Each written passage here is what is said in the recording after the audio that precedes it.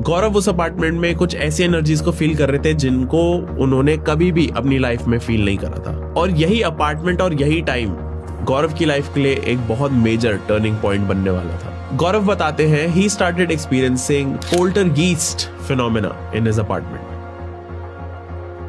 इस चीज को मैं अगर सिंपल लैंग्वेज में बताऊं तो जब भी गौरव रात को अपने उसी अपार्टमेंट में, फ्लोरिडा वाले अपार्टमेंट में सो रहे होते थे तो उन्हें फुटस्टेप्स की आवाजें सुनाई देती थी, जबकि कोई भी उठ के चल नहीं रहा होता था अपार्टमेंट में।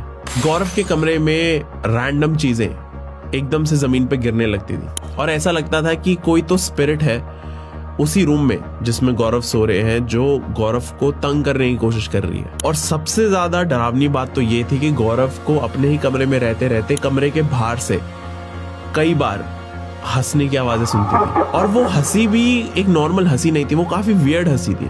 और कई बार तो वो वियर्ड हंसी चीखने और चिल्लाने में कन्वर्ट हो जाती थी। और यही सारी हंसी और चीखना चिल्लाना सुनते हुए गौरव को किसी चीज की तो प्रेजेंस फील होती थी उस अपार्टमेंट में। सरप्राइजिंगली गौरव को इन सारी चीजों से डर नहीं लगता था, बट ये सारी चीजें, ये सारे जो इंसिडेंट्स होते थे उस अपार्टमेंट में, ये सारे इंसिडेंट्स गौरव को तंग बहुत करते थे। गौरव बहुत ज्यादा परेशान रहते थे क्योंकि ये सारे इंसिडेंट्स बहुत ज्यादा रेगुलरली होने लग गए थे उस अपार्टमेंट में। और इन्हीं सब चीजों की वजह से गौरव बहुत ज्यादा स्ट्रेस रहने लग गए थे एंड उनको बहुत वियर्ड इमेजिनेशंस आनी शुरू हो गई थी। इसीलिए गौरव, जो पहले खुद एक नॉन बिलीवर था ऐसी चीजों की तरफ, उसको अब रियलाइज हो गया था कि उसके अपार्टमेंट में कुछ तो ऑफ है। और गौरव के अपार्टमेंट में होने वाले सारे इंसिडेंट्स की वजह से गौरव बहुत ज्यादा परेशान हो गए थे। और वो इतना ज्यादा परेशान हो गए थे कि उन्होंने प्लान कर लिया कि वो अपने पायलट बनने वाली स्टडीज को छोड़कर पैरानॉर्मल फिनोमेनास को स्टडी करना शुरू करेंगे। और जैसे ही गौरव पैरानॉर्मल स्टडीज के अंदर घुसे, उनका इंटरेस्ट बहुत ज्यादा बढ़ गया। He started reading international research on hauntings and human consciousness.